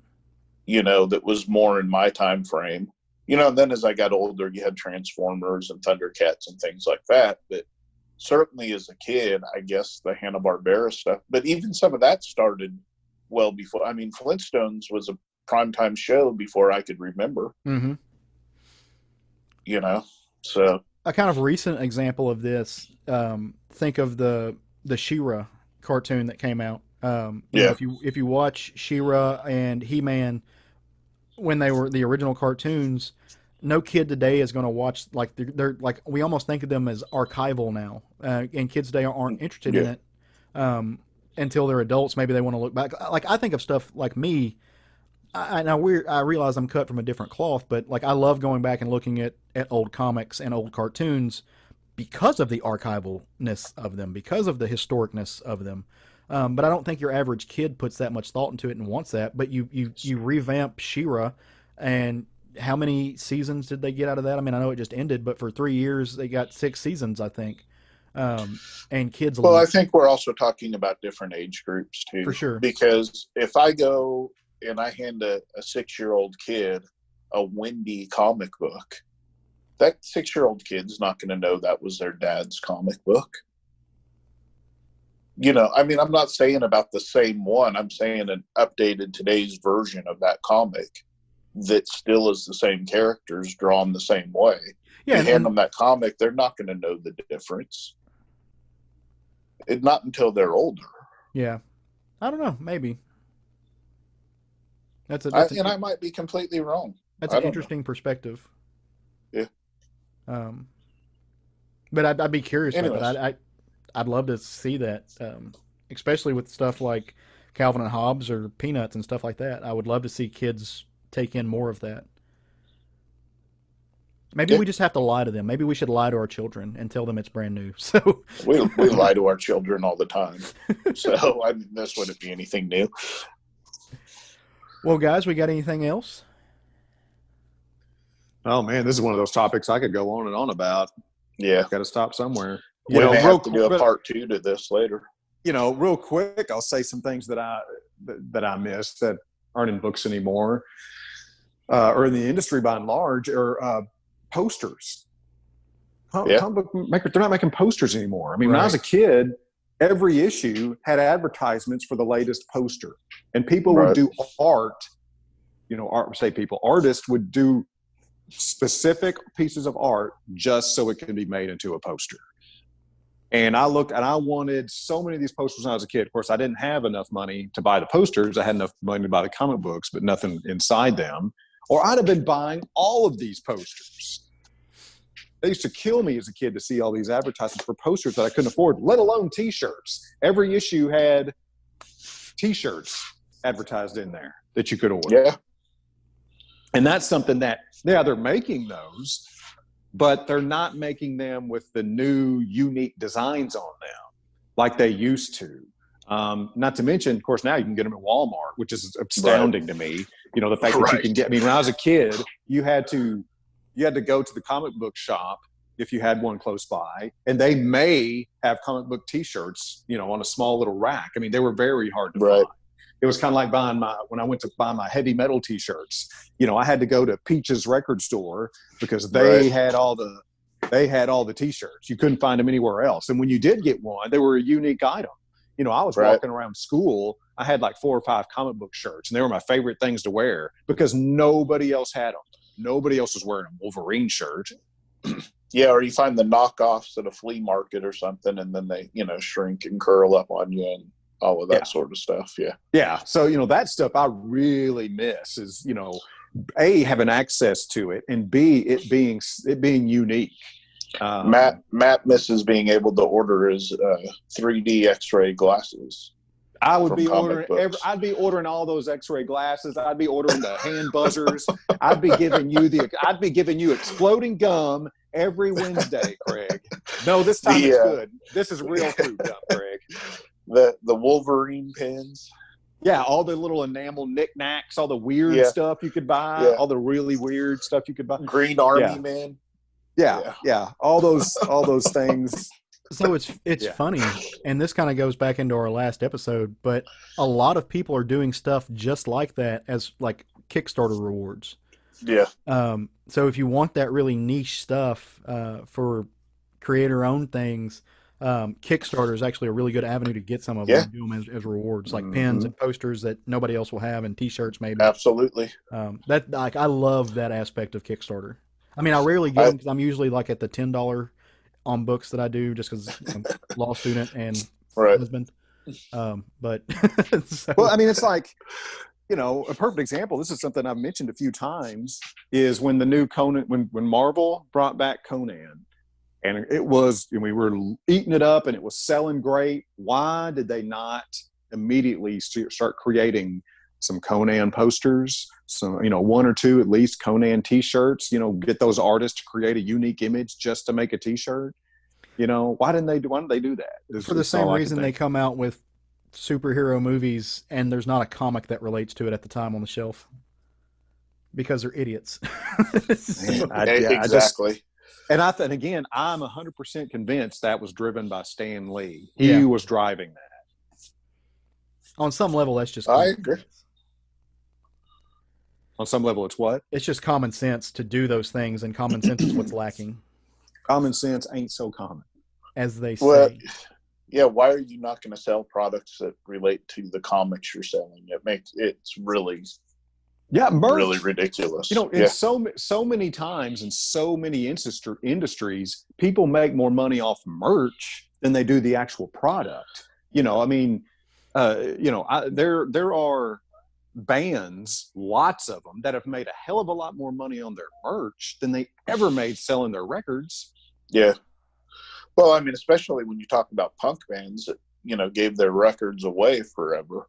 Well, let's you go talk to a about punk show and they'd give you record. Let's talk about the greatest example ever when it comes to this, the band Kiss. They've sold more of their crap that they've smeared their logo across than people have ever bought of their music. That's right.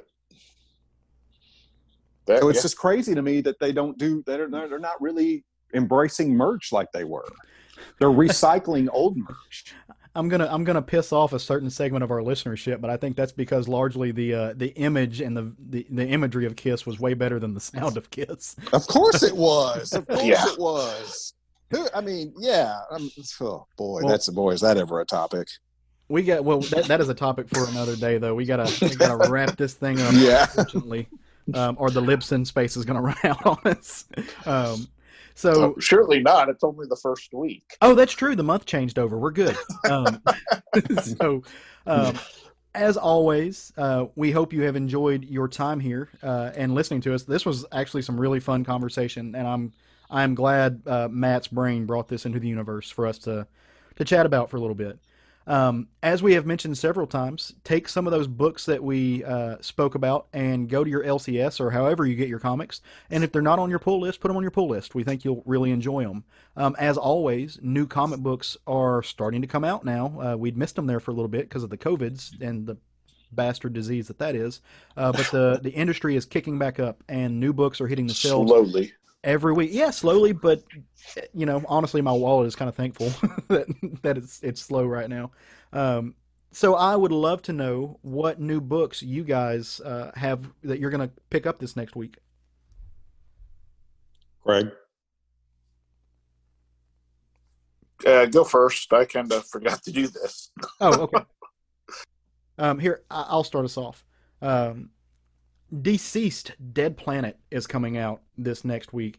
I am giddy about this book. I don't know if you guys have been reading. I know I've talked to you a little bit about it, but Tom Taylor is kicking all kinds of ass with this book, and it's one of those stories that is, it's set aside, it's outside of continuity, but I love this Deceased universe. If you hadn't gotten caught up on it, essentially the anti-life equation came through cell phones and infected everybody because it was tied to technology, and we all have technology at our fingertips in our pockets. It's displayed all around us, so no one was able to avoid it. And basically, everybody's gotten infected, and he's gone through. Tom Taylor has taken us to what happens in the superhero aspect of it. He's dropped into what happens with the villains. People who have these healing factors. Unkillables was fantastic, cracked me up. On this particular one, it's going to be a 6-issue story, and it's being drawn by Trevor Harrison. Harrison or Harrison, I'm not really sure how you pronounce it, but I cannot wait because I just, like I said, I have absolutely loved this book throughout its entire inception. And there's going to be Swamp Thing in it, so give me more of it. Nice. Matt, what do you got, bud? X-Force number 10. Finally another issue of X-Force is coming out. So as I mentioned earlier, this is Benjamin Piercy and Joshua Cassara, color by Dustin Weaver. So the mission continues on, and I'm really excited to have this book back in the world. I've been wondering when the X universe was the heartbeat was going to kick back in, because we've been missing it since the COVID disruption. Yeah, I've really been missing that series. So I'm going to suggest Adventure Man number 2. We just talked about the first one 2-3 weeks ago. Mm-hmm. The new one comes out this week. Matt Fraction and Terry and Rachel Dodson. And if you want to know what it's about, go back and listen to our episode from that 3 book weeks is so ago. good. It really is. It's like one of those editor notes we were mentioning earlier. Right. All right. Do you gentlemen, would you mind if I threw a 4th book in this week? I mean, you do every week anyways. Well, I do, but I don't always mention it on the show. I just do it for a graphic purpose. But there is a book coming out, and I've already mentioned his name once this episode. It's by Tom Scioli, and it is Jack Kirby, The Epic Life of the King of Comics. Tom Scioli has done kind of a biography of Jack Kirby in comic form, and that is coming out this next week. And I'm a huge fan of Tom's work. Awesome. I love what he does. Like I'm down with some Scioli. So check that out, and I think you'll really enjoy it, especially if you enjoy the history of the other side of comics. Jack is a legendary figure. There's a reason he's called the King. So, well, guys, we got anything else we need to throw out here into the world? No, I think we've been chaotic enough this month. Yeah. We covered everything. I'll get us back off the chaos path and just go with something that we are all used to hearing. We hope you've enjoyed this episode. We enjoyed doing them. Tell your friends. If you download us on iTunes, please leave us a rating and review. It really does help. If you want more of this, if you want more of the conversation, if you want to start a conversation, the way you do that is there's a couple of ways. You can come to our Facebook group. You type in Southern Fried Geekery on Facebook. We'll pop up, answer a few little questions. We'll invite you into the fold. Start a conversation. Sometimes it feels like it's just one or two of us posting. So the more people that post, the more stuff, the better. We really would appreciate that. We love to know what you guys think. And Facebook is largely evil, but if we use it in the right ways, it can be a good tool. And this is the way it can be a good tool. You can also find pictures of what we've been reading. We try to throw some cute little captions and some neat panels and stuff up on our Instagram pages and our Twitter feed. We're at SFG Podcast on both of those.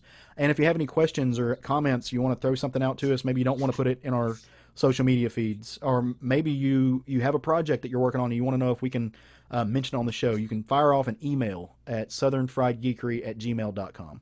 And we would love to hear from you. If nothing else, I'm going to call this one quits, and we're going to put a lid on it. So go forth and love some comics. Woo! Jerry woo. That was a tired woo. That was good. That was good. Oh, okay. I liked it.